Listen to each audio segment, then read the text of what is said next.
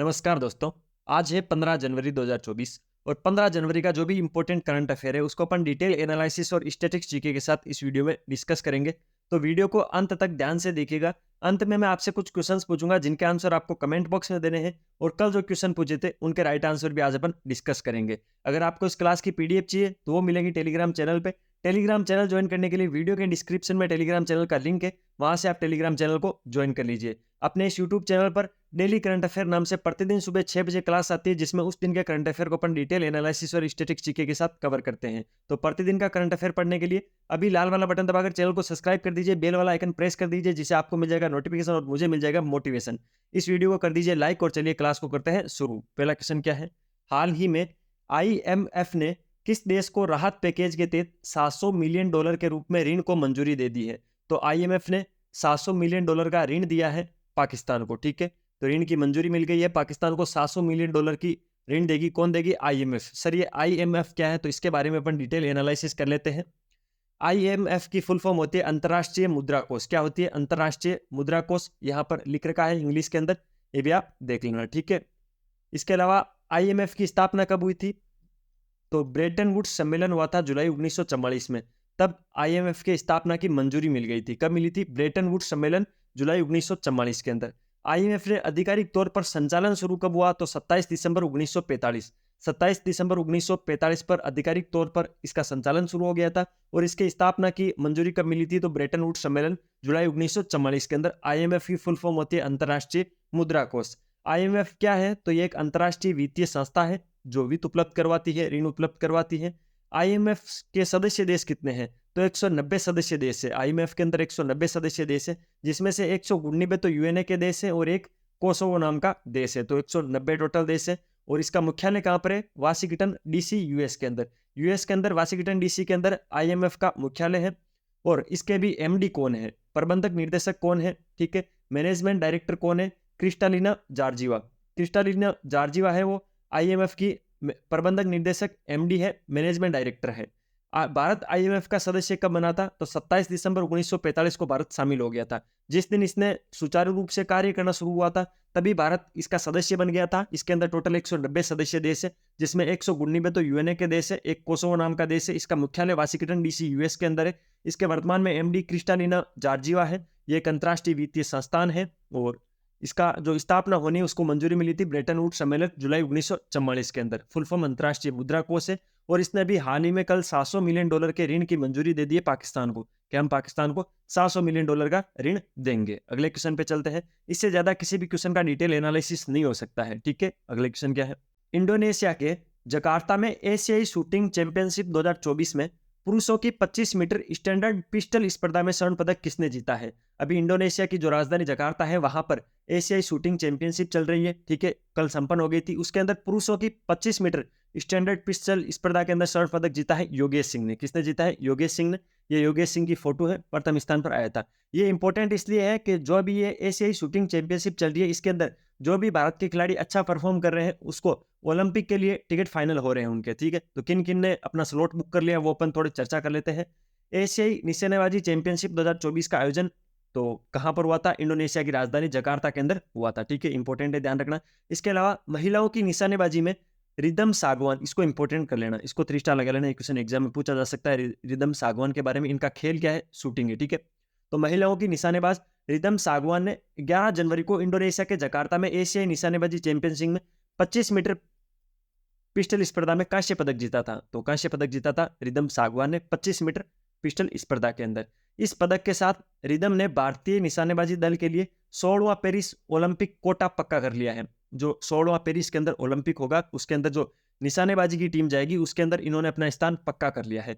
भारत के लिए पिस्टल स्पर्धा में ये 6ठा पेरिस कोटा और महिलाओं की 25 मीटर पिस्टल में दूसरा कोटा है। इसका मतलब क्या हुआ कि जो निशानेबाजी का दल जाएगा उसके अंदर 6 खिलाड़ियों ने अपनी जगह फिक्स कर ली है, जिसके अंदर 6वें स्थान का जो स्लॉट है वो किसने बुक किया है? रिदम सागवान ने किया है। और 25 मीटर पिस्टल के अंदर इनका ये दूसरे खिलाड़ी है, दूसरा कोटा है।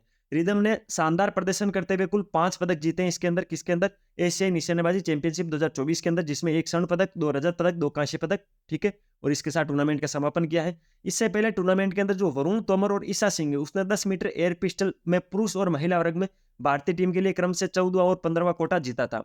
जो भारतीय निशानेबाजी दल जाएगा, कहाँ पर जाएगा, 16वें पेरिस ओलंपिक के अंदर जाएगा। उसके अंदर 14वें नंबर का स्लॉट है जो निशानेबाजी के अंदर किसने बुक कर लिया है, वरुण तोमर ने, और 15वें नंबर का था ईसा सिंह ने। ठीक है, तो तीनों का क्रम याद रखना, हो जाए तो अच्छी बात है। 14वें नंबर का तो किया है वरुण तोमर ने, 15वें नंबर का ईसा सिंह ने, 16वां नंबर का किसने किया है, तो वो क्या है, रिदम सांगवा ने। ठीक है, अगले क्वेश्चन पे चलते हैं। हाल ही में जलवायु शिखर सम्मेलन 2024 कहाँ आयोजित किया गया, तो मुंबई के अंदर। मुंबई के अंदर जलवायु शिखर सम्मेलन 2024 का आयोजन हुआ था। क्या है पूरा मैटर, तो जलवायु सम्मेलन 2024 मुंबई महाराष्ट्र के अंदर हुआ था। इसका विषय क्या था, ये इंपॉर्टेंट है।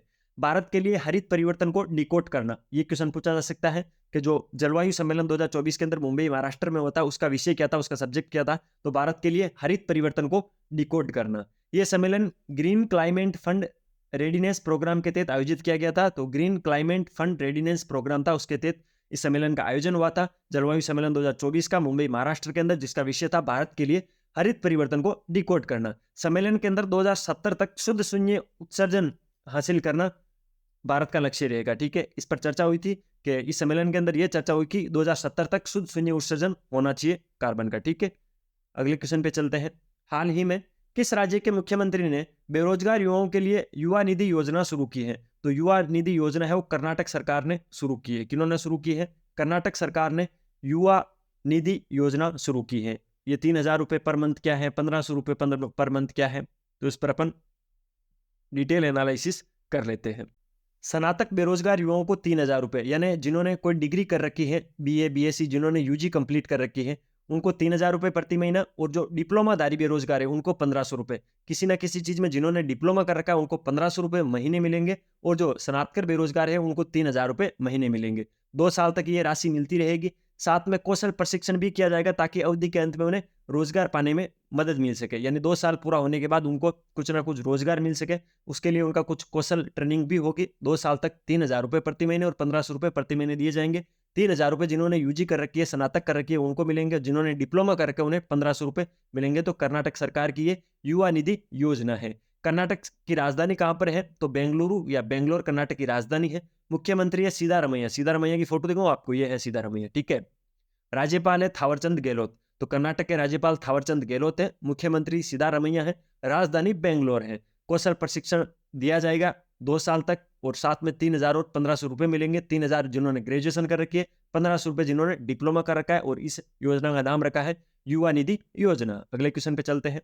हाल ही में किसने भारत से ग्राफिक डिजाइन के लिए प्रेरणाएं नामक पुस्तक लिखी है, भारत से ग्राफिक डिजाइन के लिए प्रेरणाएं नामक पुस्तक लिखी है जया जेटली ने। जया जेटली ने एक शानदार पुस्तक लिखी है भारत से ग्राफिक डिजाइन के लिए प्रेरणाएं। ये है जया जेटली की फोटो। अगर आपको वीडियो की क्वालिटी और कंटेंट की क्वालिटी पसंद आ रही है तो मैं आपसे रिक्वेस्ट करूंगा कि प्रतिदिन आपके लिए अगर इतनी मेहनत हम करते हैं तो बदले में आप लाल वाला बटन दबाकर चैनल को सब्सक्राइब कर देना, बेल वाला आइकन जरूर प्रेस कर देना, जिससे प्रतिदिन सुबह 6 बजे आपको नोटिफिकेशन मिल जाएगा, और टेलीग्राम चैनल ज्वाइन कर लेना, वहां पर आपको अच्छी अच्छी पीडीएफ मिलती रहती है।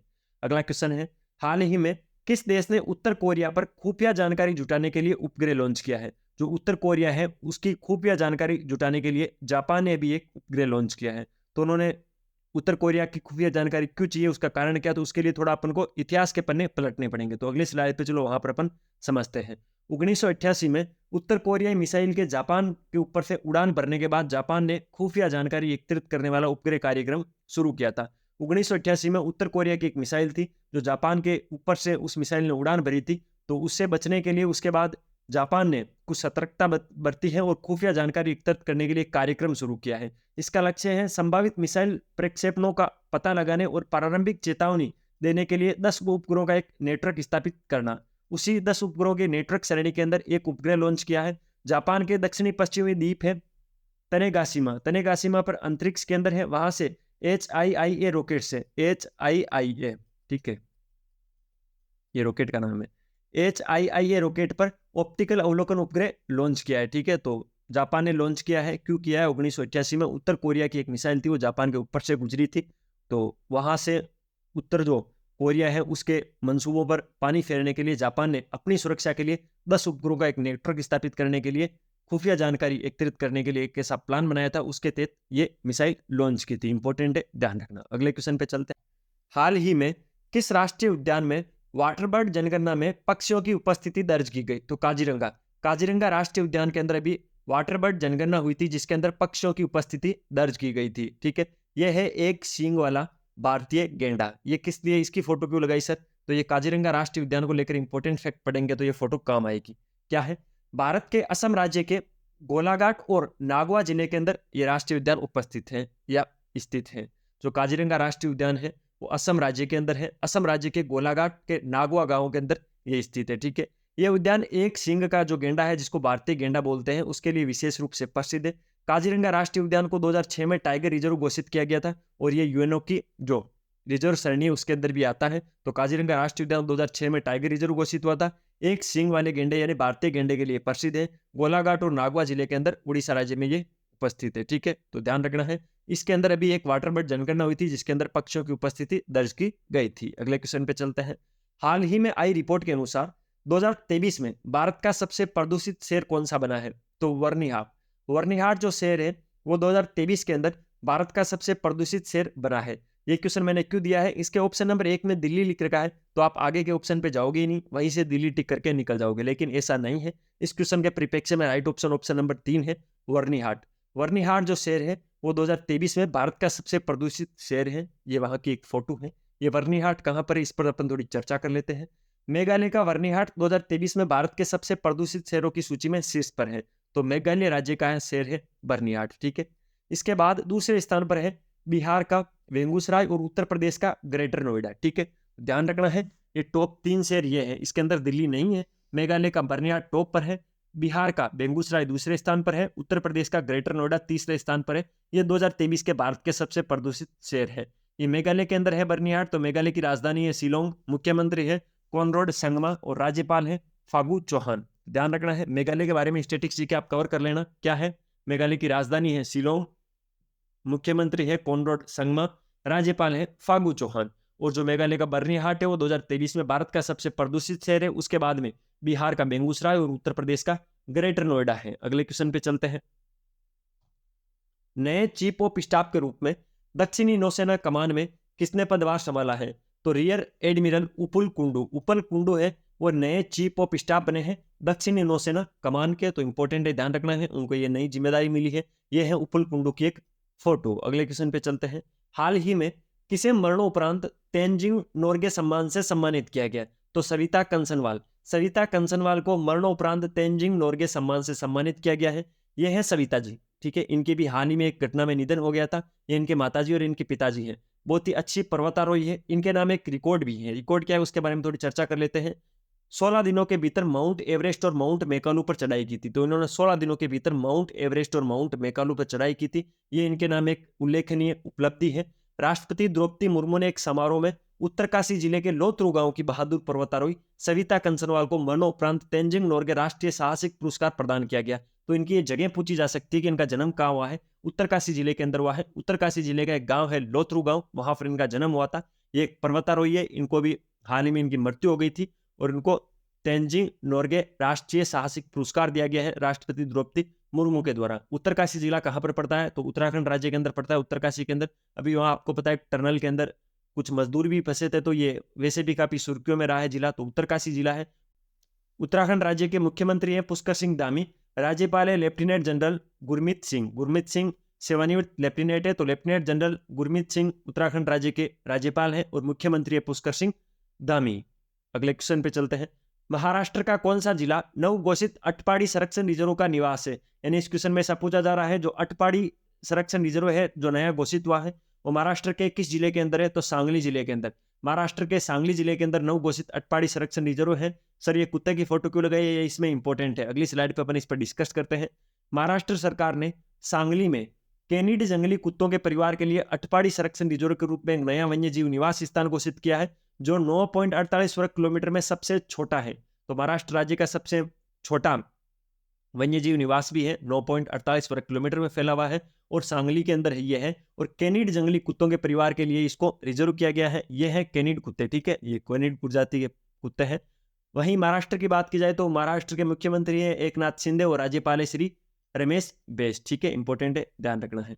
कल मैंने आपसे एक क्वेश्चन पूछा था कि स्वच्छ सर्वेक्षण पुरस्कार 2023 में किसे सबसे स्वच्छ राजधानी के रूप में चुना गया है? तो भोपाल। भोपाल राजधानी जो है उसको स्वच्छ सर्वेक्षण पुरस्कार 2023 में सबसे स्वच्छ राजधानी के रूप में चुना गया है। अब आपसे एक जनरल सा क्वेश्चन पूछता हूँ, उससे आपकी तैयारी के लेवल का पता चल जाएगा। भोपाल किस राज्य की राजधानी है? जल्दी से कमेंट बॉक्स में बताओ, जिसको स्वच्छ सर्वेक्षण पुरस्कार 2023 में सबसे स्वच्छ राजधानी के रूप में चुना गया था। आज का क्वेश्चन क्या है? 13 जनवरी 2024 में प्रसिद्ध गायिका प्रभा अत्रे का निधन हो गया है। इनका संबंध किस घराने से था? जो म्यूजिक के अलग अलग घराने हैं, उसमें से किस घराने का संबंध था प्रसिद्ध गायिका प्रभा अत्रे से? किराना घराना, आगरा घराना, ग्वालियर घराना या इंदौर घराना? इन चारों में से राइट ऑप्शन क्या है? जल्दी से कमेंट बॉक्स में छाप दो। इस पर अपन डिटेल एनालिसिस कल कर लेंगे, ठीक है। क्लास को पूरा देखने के लिए आपका बहुत बहुत धन्यवाद। अगर आपको वीडियो की क्वालिटी और कंटेंट की क्वालिटी पसंद आई तो मैं आपसे रिक्वेस्ट करूंगा, लाल वाला बटन दबाकर चैनल को सब्सक्राइब करना, बेल वाला आइकन जरूर प्रेस करना, जिससे नई वीडियो की आपको नोटिफिकेशन मिल जाएगी और मुझे मोटिवेशन मिल जाएगा। और अगर आपको पीडीएफ चाहिए तो वो मिलेगी टेलीग्राम चैनल पे। उसके लिए टेलीग्राम चैनल की लिंक वीडियो के डिस्क्रिप्शन में, वहां से आप टेलीग्राम चैनल को ज्वाइन कर लेना। मिलते हैं फिर किसी नए सेशन के साथ, तब तक अपनी पढ़ाई जारी रखो, अपने स्वास्थ्य का ध्यान रखो। टेक केयर, जय हिंद।